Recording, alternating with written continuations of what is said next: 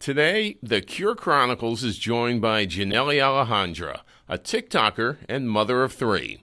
Janeli was diagnosed with HIV in 2010. She fell in love and did not let the fact that her soon-to-be husband was living with HIV stop her from marrying him. They were cautious throughout the relationship, but shortly after getting married, Janeli tested positive for HIV. It took her some time to get to where she is now, but she decided to start sharing her story on TikTok to give others helpful information and hope for the future. Today, Janeli is an HIV advocate both on social media and in her real life. Janeli, thank you so much for joining me today on the Cure Chronicles. Thanks for having me. Really our pleasure. And I got to say, I was really struck by your story because as far when I really looked into the articles and read some of the things that you'd written, it occurs to me that your story is a love story with a twist or, with a complication, right? A challenge. And I think everybody in the world can identify with that. I mean, the most famous Shakespeare play, right, is all about love with and the complications that come with it. Yeah. And it's really interesting, like how well you put everything in perspective surrounding that story. But go ahead and for the benefit of folks that haven't heard of you already, give us the background on, sort of your husband and your family. Of course. Yeah. So I'm Janeli. I have been living with HIV for about 12 years now, about as long as I've been married. And that's kind of important to the story because I met my husband in college. We were amongst the same friends. I came down here to San Antonio from Dallas for school. Saw him on the first day of orientation. I had that like punch in my gut feeling, everything stopped, and I was like, that's him. And I remember hearing that word and thinking like out loud, that's him. Like, he's not even that cute. And like, I was like, not my type.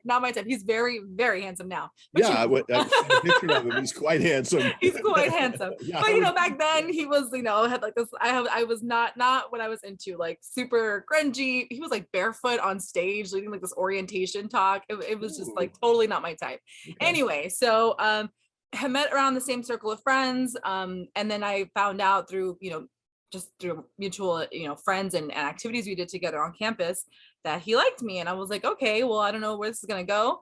Lo and behold, we start kind of dating a little bit, just casually. And I'm kind of like, hey, it's not going to like the next step. He's not being serious. Like, what's going on? And finally, on Valentine's Day of all days, he made me a lobster dinner and made this beautiful, dinner. And he was like, hey, come over. And we just, we're chatting. And I was like, what's going on with this? Like, why can't we go to the next step? And he just started bawling, crying and said, I'm dying. And I said, what do you mean you're dying?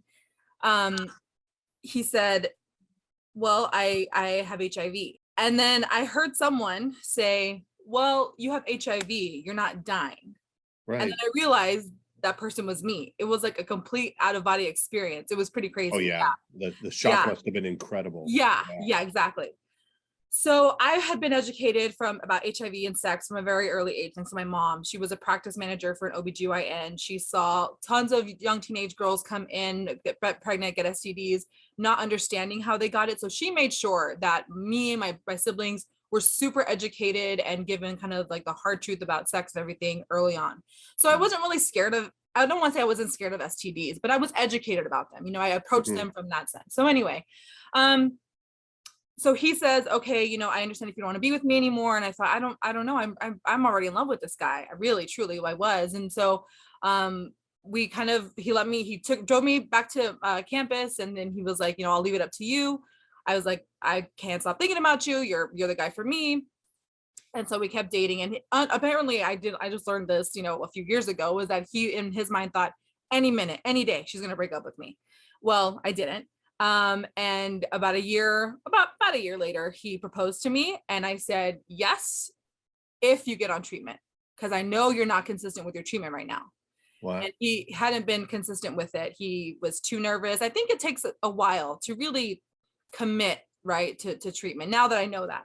So anyway, we go to his appointment, he gets on treatment, he had just started, and then this was in March.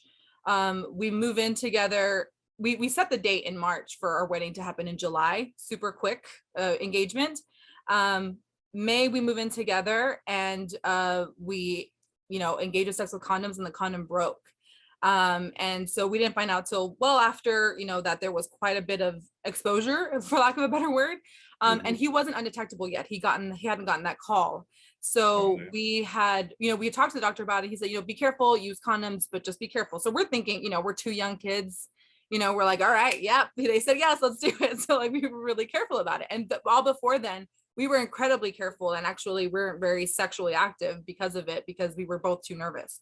So anyway, when the exposure happened, I thought, you know what, he's on meds. I'm sure it'll be okay. I know he's not really undetectable, but I'm sure it wasn't that much. I'm sure it'll be fine. And he begged me to go to the hospital. He's like, let's go. I don't know what they can do. I'm thinking there's nothing they can do, right? There's nothing that they can do. But there's exposure prophylaxis, which I didn't know about. So anyway, cut to, I seem fine. I go get a test. Everything's fine. Didn't wait long enough to get the test. So I'm like, okay, I'll just keep going and see, for 3 months and see what happens. We get married. We're newlyweds. We're enjoying life. Still have this kind of thing in the back of our heads that could be haunting us. It gets to about September, and I go for a checkup, and I tell them I need to get tested. They test me. I get a call the next day, and I'm like, for sure, something's wrong. I'm like, cancer, like it's something else. Like I did not want to think it was HIV, because I was so scared. We had sold both my parents and his parents on this idea that we would be a mixed status couple. That was kind of how they felt comfortable with us moving forward. We're both very close-knit Latino family. Our parents kind of knew everything. We were honest about our situation. But it was kind of like, we'll get married with the caveat of we're going to be a mixed status couple. So anyway, I get the results. I'm positive.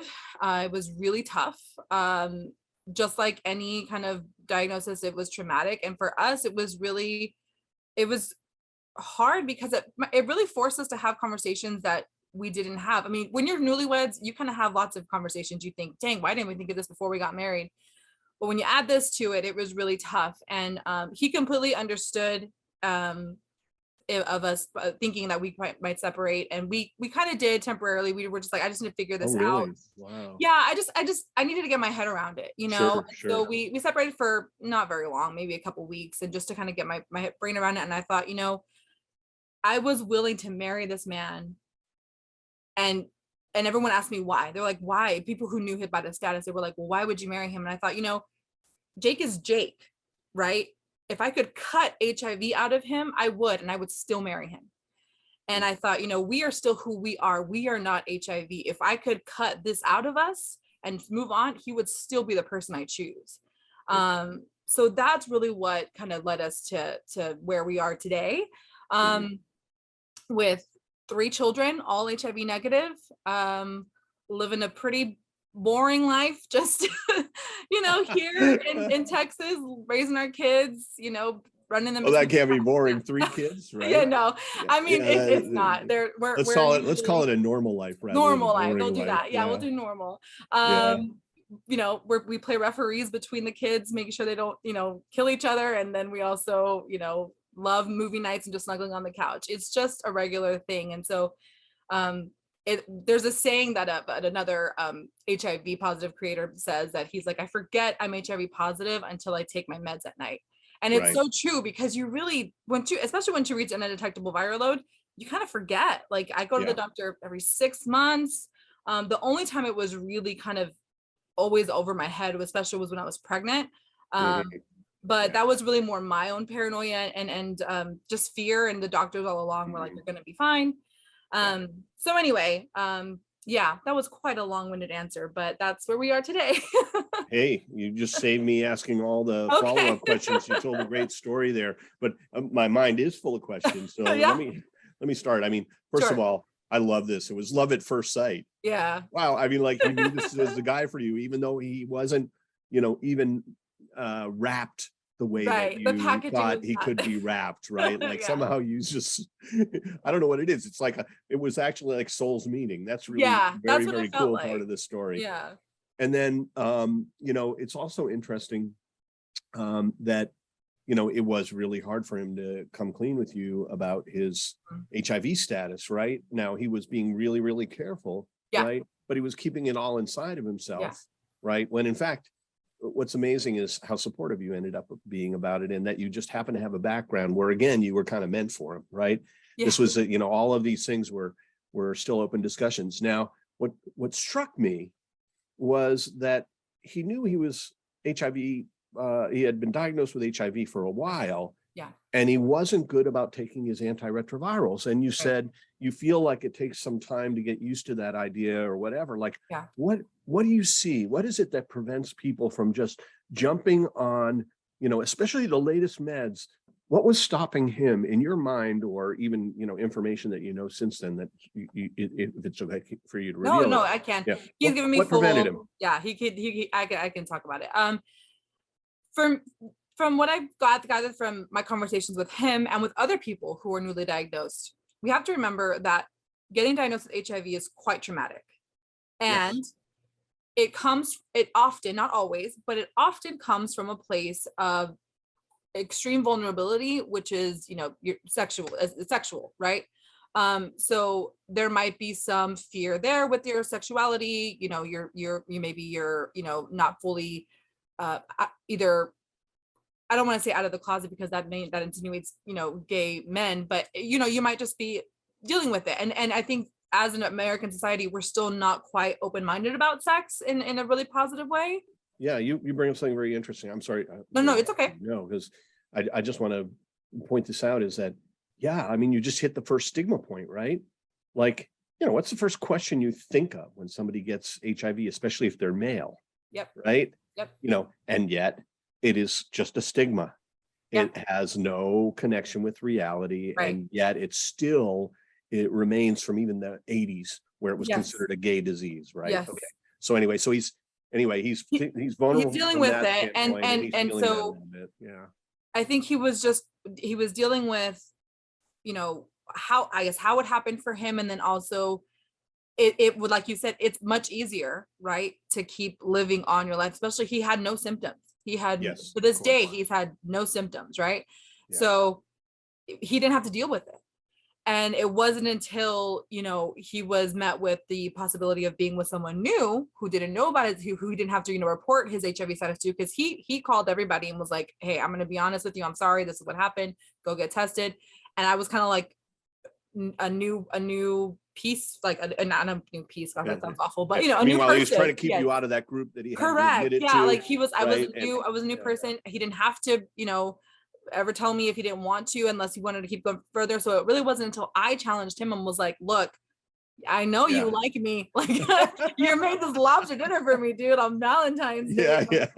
You're not hiding your affection for me very well. Right. So what, and I can tell you're attracted to me also. Yes, there's little breadcrumbs here. So what's the like story? What's going on? So and that's kind of where it was. And I don't know. I can't tell you why we were dating, push him to go get treatment. I would bring it up, and I could tell it was just so painful for him that I didn't want to. I was too nervous. I figured, that's bigger than me. I don't know what I can do. But so when it was for him, this is really interesting, right? Yeah.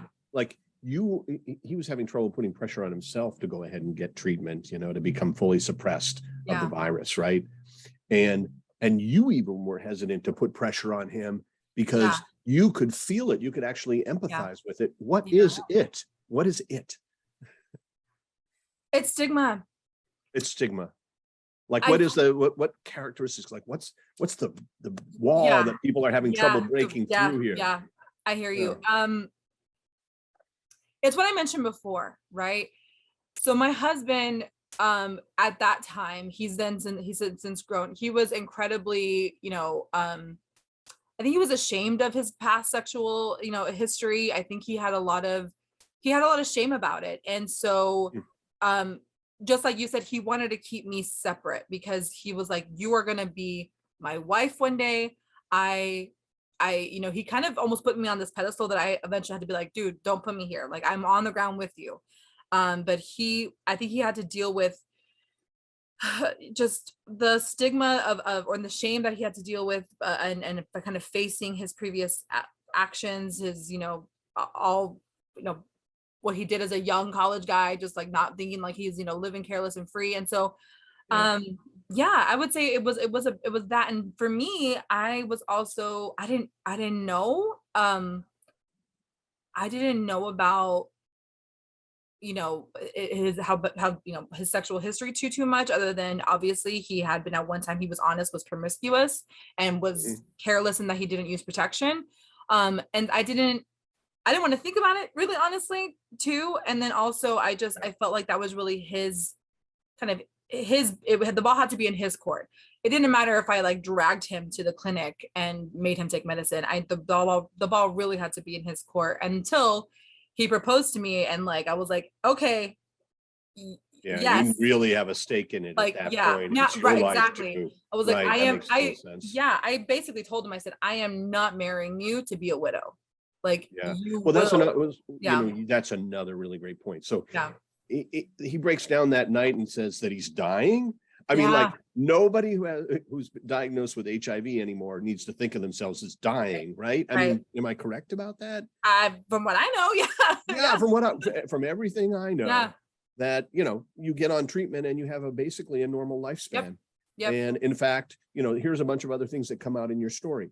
So if he had immediately gotten on antiretroviral therapy and taken it religiously, he would have probably established such a low level of viremia that he would be uninfectious. Because it happens. Let's be honest about it. Like and it's not just, guys, it's people, when you're young, you're out there, you're living your life and you're doing, you're exploring yourself. It's a time of experimentation. Totally. 100%.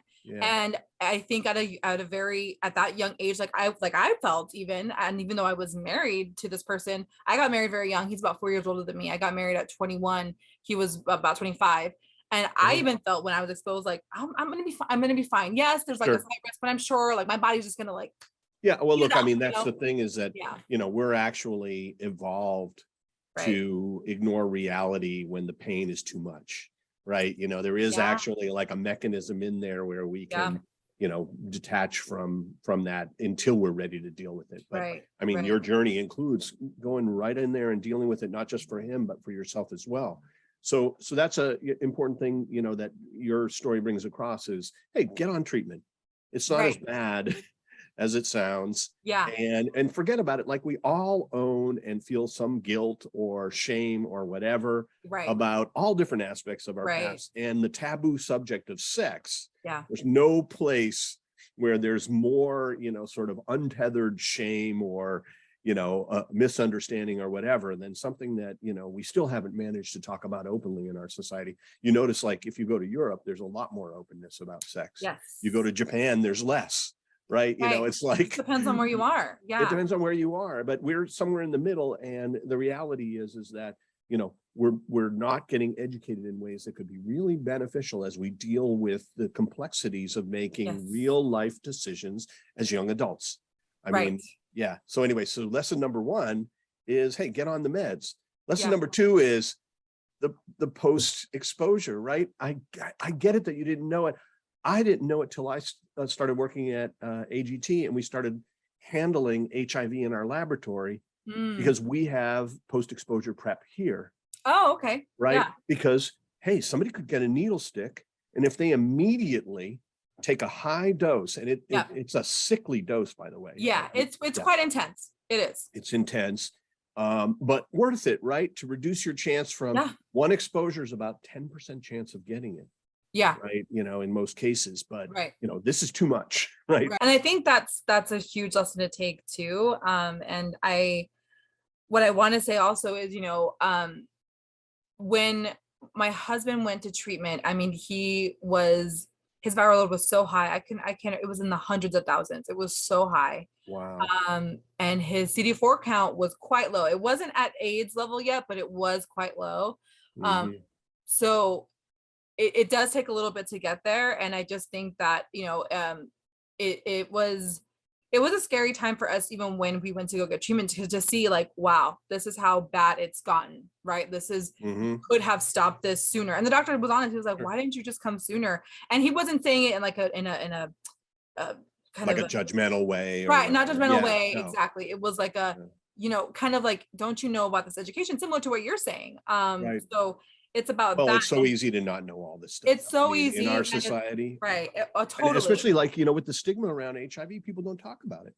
Yeah. Right. I mean, that's what's so Yeah. wonderful about this conversation is, we can just sort of talk about what we know, and Yeah. maybe that's adding to other people's knowledge of this. Yeah. And I'm that's why I do the whole TikTok thing and on social media. It's, I'm going to talk about it because no one else has, or no one else will. And even the ones that are talking about it, we're still quite small. We're a small but mighty group, and Yeah. we're doing it, but we kind of need everyone else's buy-in, because I think it's one thing to get someone who is living with it to talk about it and say it's fine. It's also another thing to get folks who maybe either are quite technically far removed from it, they have very low exposure, like, or risk, just to kind of talk about, it's fine. You're going to be fine. Because Yeah.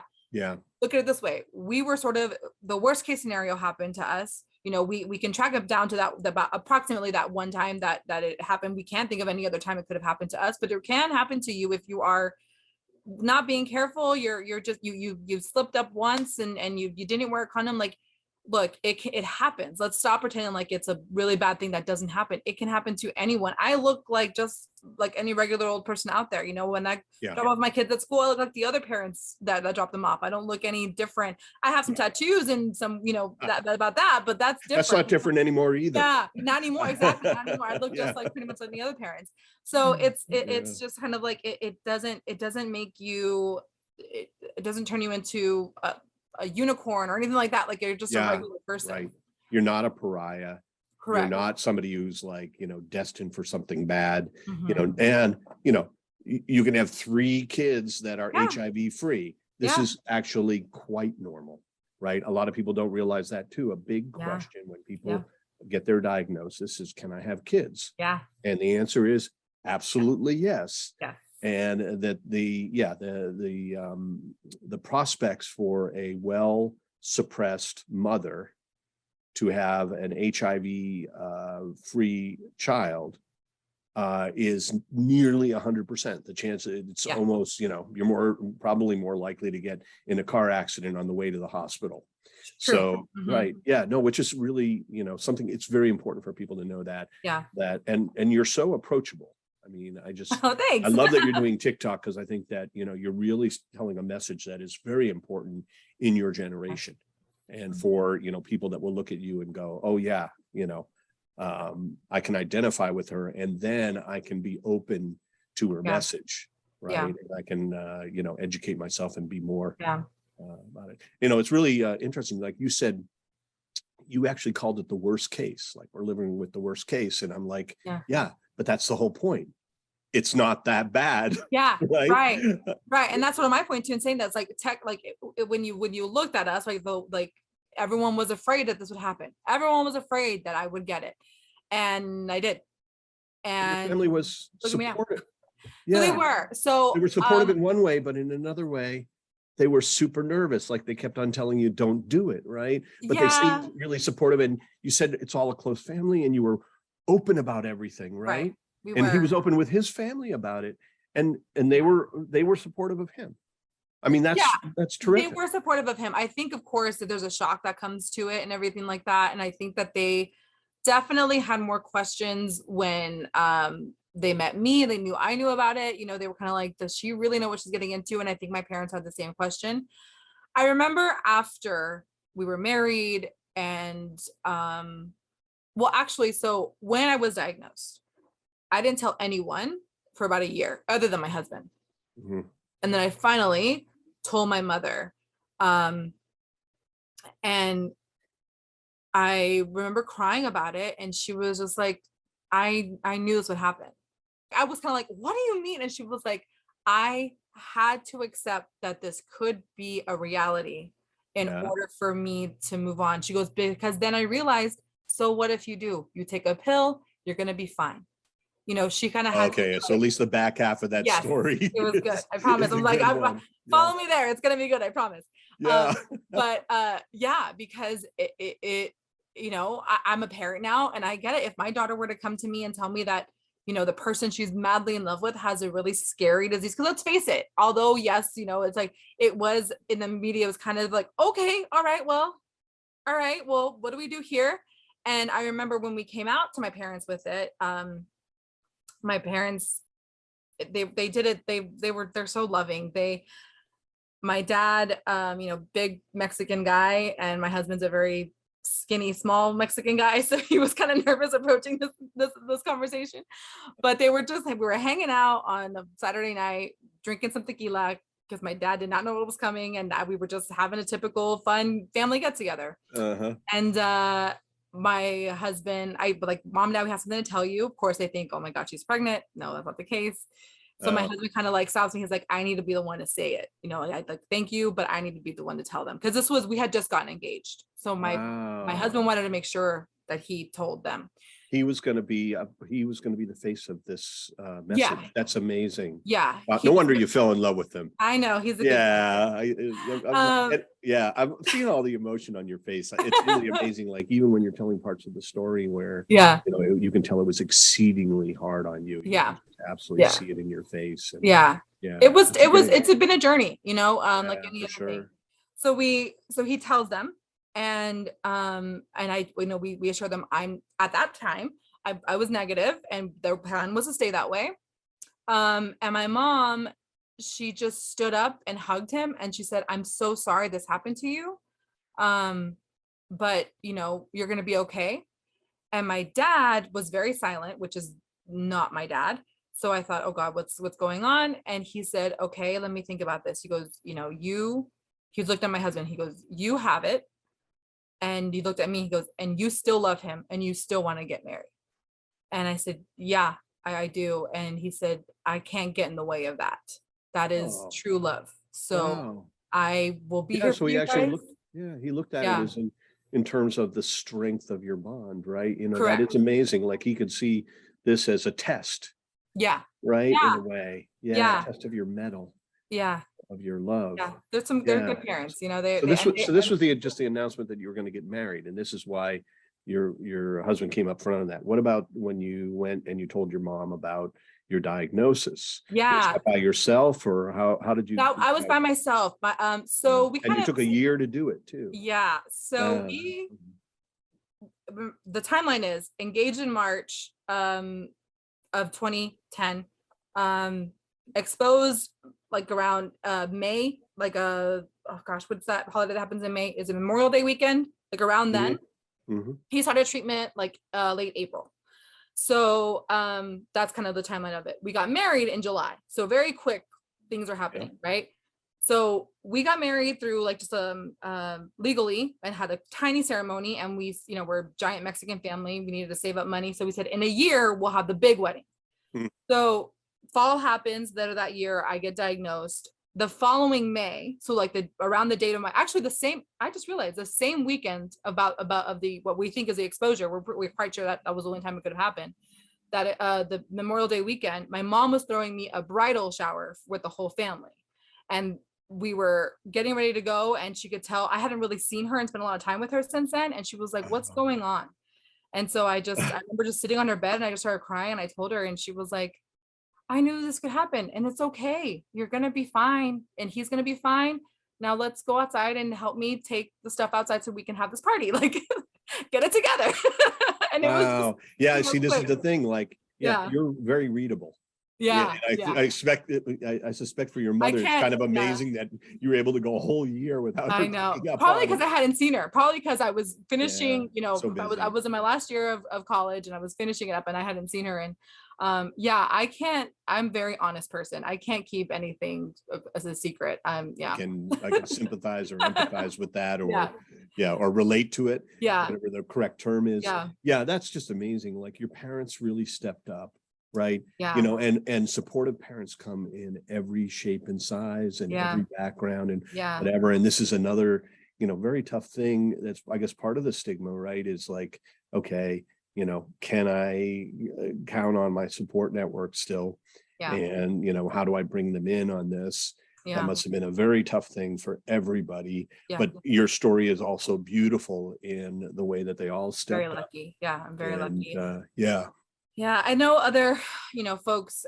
So, my husband and I are Mexican American. My mother was born in Mexico. My father was born in the US, but his parents were from Mexico. And so um, we are a very tight-knit family. And culturally, sex is quite a taboo. Women, we can get into, there's a whole separate conversation, but Latino women are supposed to be these like sexy, voluptuous women who are somehow still very pure and never have sex ever in their life, but somehow Right. push out a bunch of kids. Like, it's What's just wrong kind with of, this picture? Yeah, I yeah, get it. it's a Yeah. bit. And so like Yeah. that's sort of the thing, right? Is like, we are not talking about sex. Like sex Yeah. happens, you guys. And then men, like Latino men, like my husband, are like supposed to be these like wild, Casanovas. And so it's kind of hard to like, let's have a real conversation about sex and then the consequences wow. of sex. Like sometimes STDs happen. Yeah. And what do you do to combat them? And so I think that what's also really important is that if you know of a family member who is either, has never been tested, has it has an STD or HIV, and let's just talk about HIV, take them in, embrace them, hug them, tell them that you love them, because they need to hear it. They, especially if you have a very tight-knit family, which is quite, typical of pretty much, I mean, I think any family, right, they have that, but take that person in. If you know their story, if they have kind of bared their soul with you and shared such an intimate part of themselves with you, you really kind of have to go a little bit, I don't want to say above and beyond, but really put yourself out there and show them that you're going to show up for them. One of the most loving things a friend of mine did was when I had first told her, I'm dating Jake. He's actually HIV positive. She wasn't the first person I told. She was one of my best friends at the time. She was like, let's go get tested. And I was like, well, no, there's no exposure. She goes, I don't care. You need to get used to this. Like, let's go get tested. And so she took me and we got tested together. Go do that. If you know your friends or your cousins, your people who you love around most, go get tested. That way, at least if it's bad news, you guys have each other, but really just so you guys can get used to it. And doing it in a group is probably going to help. Wow. Okay. So that, I'll tell you, I'm going to wrap up the interview here because this is really great advice. And if you don't mind me drawing one more conclusion, I'll let you, Okay. No, have the final word here. But the, the theme that I hear is that do not let HIV, the stigma of HIV with, on top of the stigma of sexuality in general, get in the way of loving relationships, whether it is between you and your husband, you and your boyfriend, you and your friend, you and your daughter, you and your mother, that, the reality of this should allow us to continue to connect in the way that we always have and to love one another. Yes. And, there's great medications out there. Yeah. There's great support systems. There's an awesome TikTok channel that we're going to put in the video here.